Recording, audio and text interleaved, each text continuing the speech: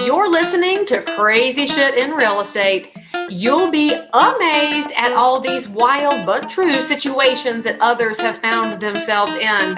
Because on this show, you'll hear uncensored, unbelievable stories from the world of real estate. I'm Leigh Brown. Let's dive right in. Before you get the rest of the story, I'd love to share a quick message from today's sponsor. This episode is sponsored by Follow Up Boss, one of the leading CRMs, client relationship managers for residential real estate.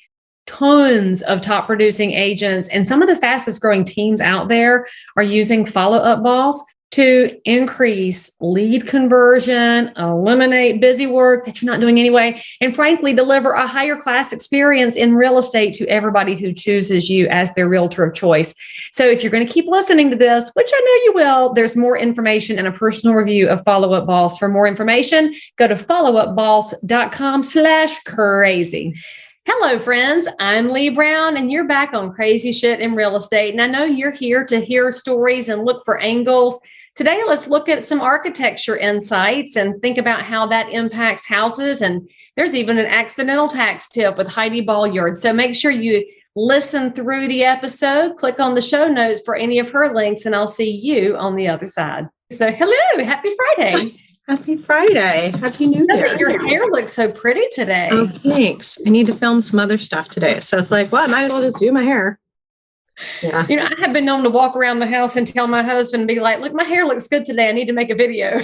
Yeah. Because when it looks good, you need to do that stuff. I mean, it's just real world. We don't always have a Zoom filter to turn on. So you got to take it most right.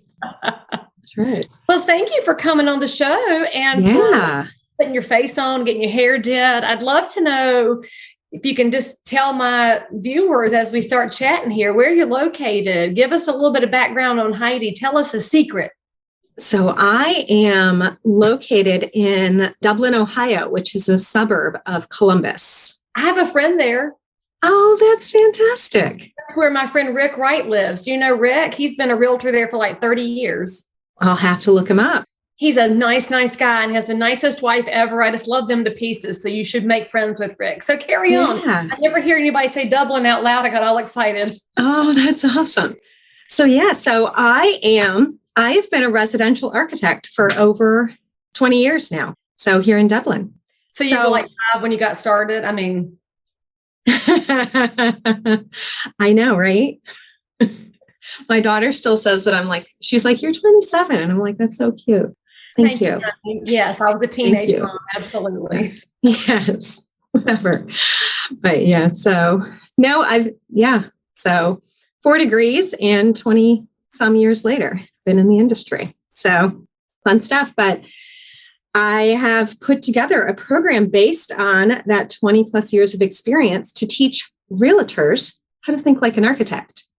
So teaching them design skills and then just my 20 years of best practices of how I go into a house and just look at things within a home so that it can be updated to work for a family. Just because so many of the homes are really designed for 20th century families, and we are in the 21st century and live a 21st century lifestyle.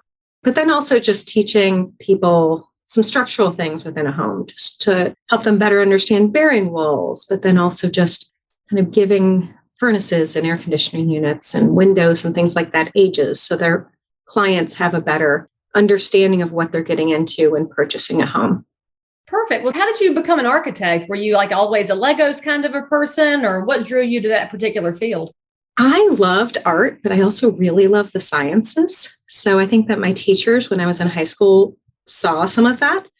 So they were like, I needed an elective. And they were like, you should take this architectural drafting class. And I was like, okay, that sounds fun. So, and then it just never ended. Those classes turned into college and here I am. So have you always designed residential architecture? Have you done commercial as well? Or how did you land in this space? So majority of it's always been residential architecture. I've done a little bit of commercial work here and there, and I still do it on occasion. It's fun to just do something different and mix it up. But yeah, the focus has always been residential architecture. So over 20 years, what would you say has been the biggest change you've seen occur in what people ask for as far as functionality in a property? Because obviously, when you talk about the needs of the 20th century family grouping versus the 21st century, obviously work from home is the first thing most people talk about. But I'm curious what other trends you've noticed. Yeah, that and homeschooling right now. Still, there's a lot of people that have either just pulled their school kids permanently or, But yeah, it's funny because when I first started, a lot of people were going from the compartmentalized homes of the 1950s and 60s and 70s and really going to completely opposite end of the spectrum with all these open spaces and things like that. And now I find, more and more we hear about people putting in the big butler's pantries that are almost a second kitchen. So things like that. And then just compartmentalizing the spaces, like not as far as they used to be, but at least so you can't see into the messy kitchen when you're enjoying television in the evening, just to create some separation between spaces a little bit. That is interesting because there has been that almost a swinging of the pendulum back towards the separate rooms in a house. And I know that as a realtor, I used to have a challenge when the walls went all open with people who'd inherited nice pieces of furniture. They said there's nowhere to put case goods in a house that's got only a giant vaulted ceiling. But now that we see people going back to the home as more than a home, it's got lots of multiple purposes.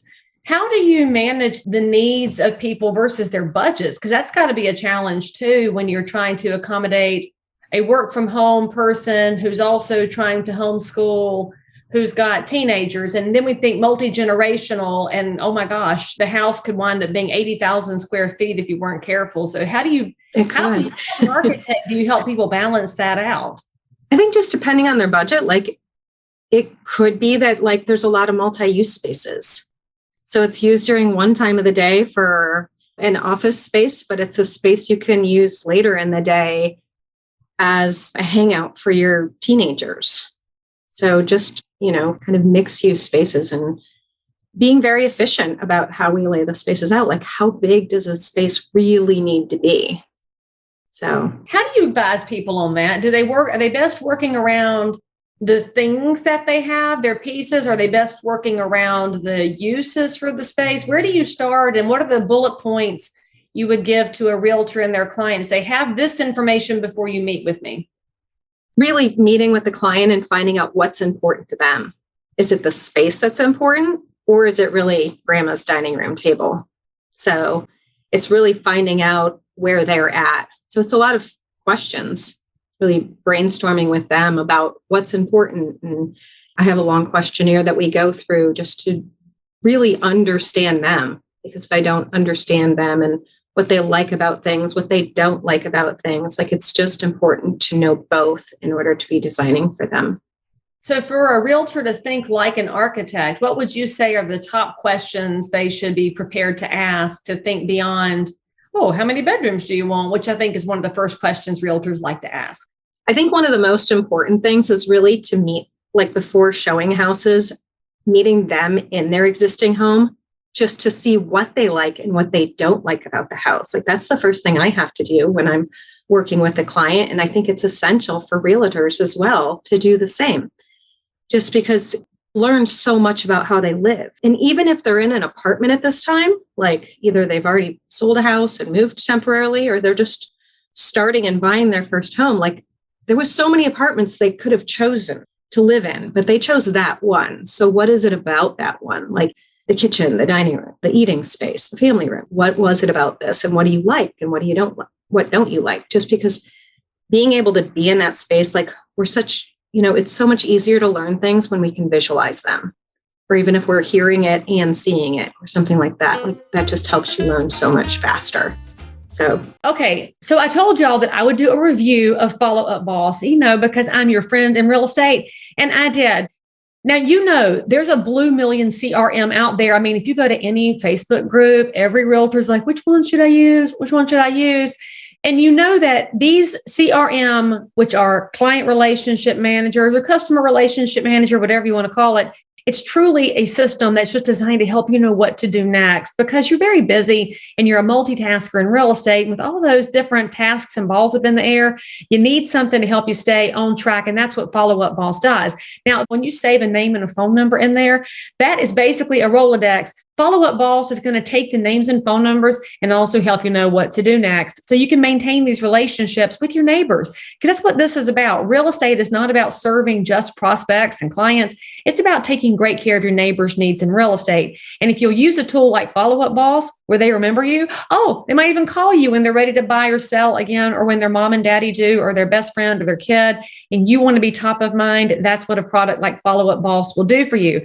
Truly, it's going to change your business when you start paying better attention to people. They don't have to know you used Follow Up Boss, but they'll totally understand that they are being heard by you.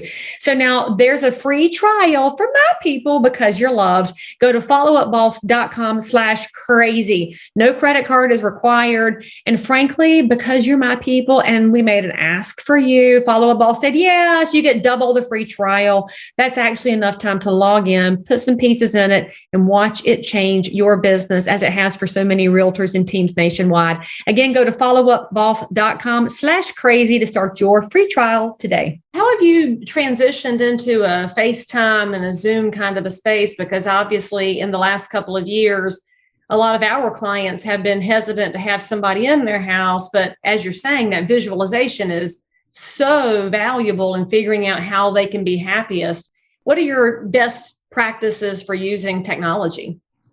Honestly, FaceTime, being able to go in, like we all have this little computer that we carry around every day. So being able to even walk through it with them on FaceTime, or if they have a laptop, you can pull up Zoom on the laptop and they can walk you through their house.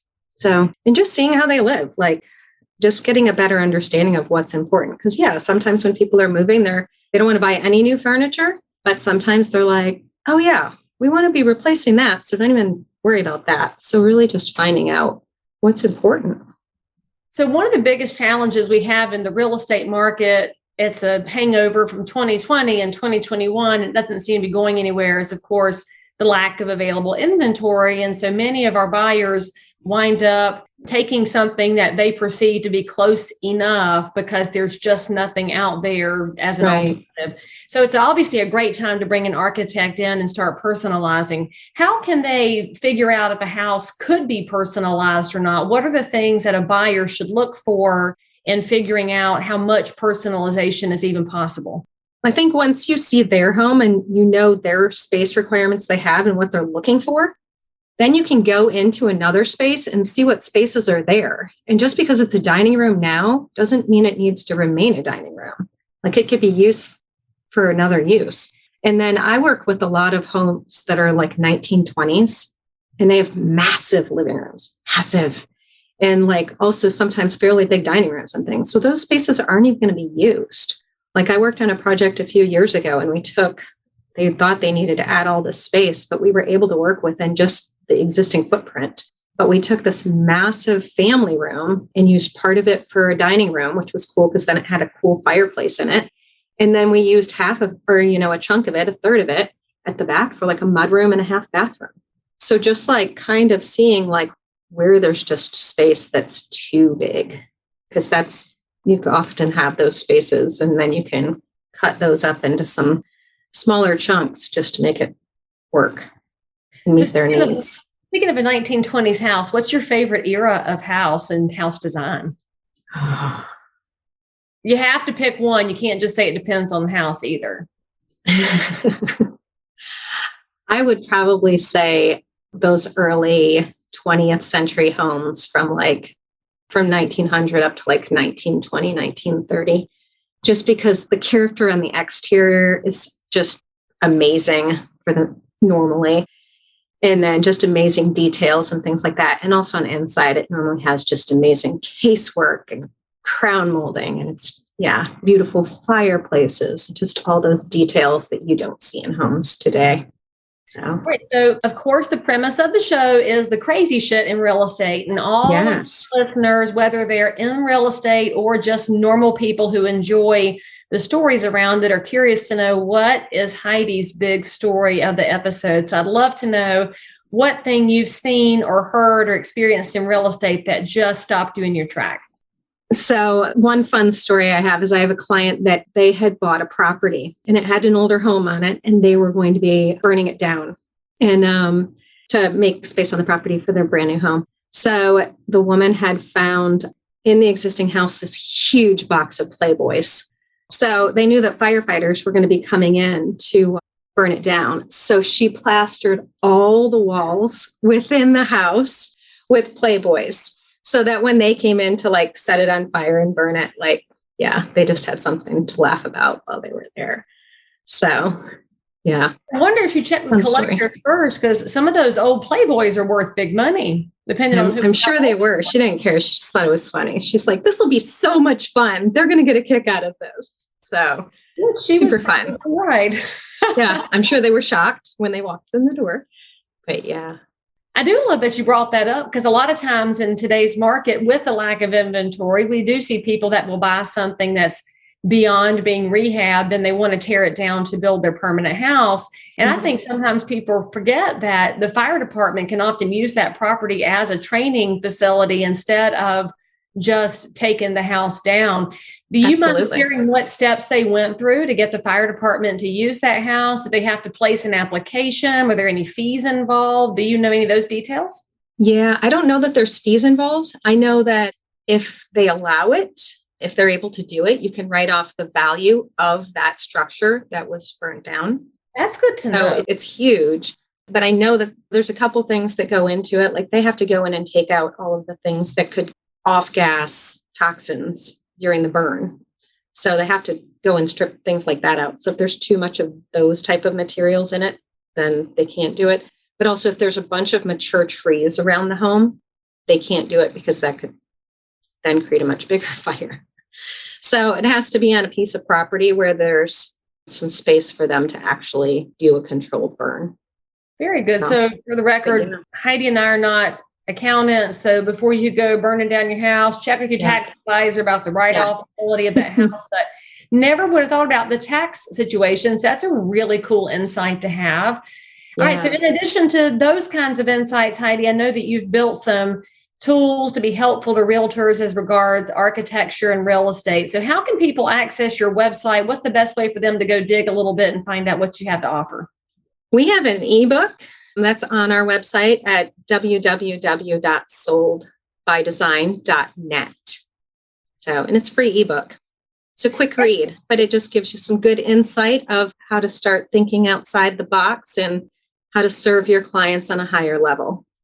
Perfect. Well, the link to Heidi's ebook is in the show notes for this episode, y'all. So if you start typing in .com and can't find it, it's because she said .net and we know you don't listen. That's fine. Go click on the link and download it, and make sure you reach out to her for any information about architecture and how it revolves around real estate and what we can all do to make each other better for our clients in this market. Heidi, thank you so much for coming on the show and giving us some little tips and insights on how to better serve the public, especially in a low inventory environment, and a creative way to use your Playboys too.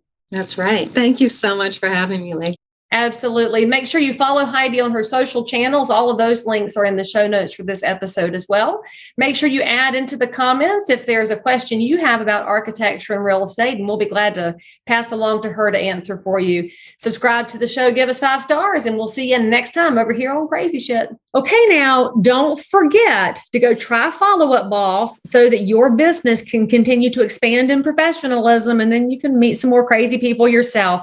I really appreciate Follow Up Boss sponsoring this episode, but mainly I appreciate them for giving y'all double the free trial time with no credit card required. So make sure you go to followupboss.com/crazy and then let me know what you think. I'll see you guys next time. As always, I'm so super thrilled that you joined in for more crazy shit. And if you're a realtor, investor, inspector, lender, or just a regular human being who happens to have an unbelievable story that you need to tell the world about, or frankly, you just need to one-up the story you just heard, then make sure to DM me on Instagram at Leigh Thomas Brown, or tweet me at Leigh Brown, or frankly, any social network where you hang out. I'm there. And if you had some fun then you totally want to subscribe so you don't miss out on any future episodes.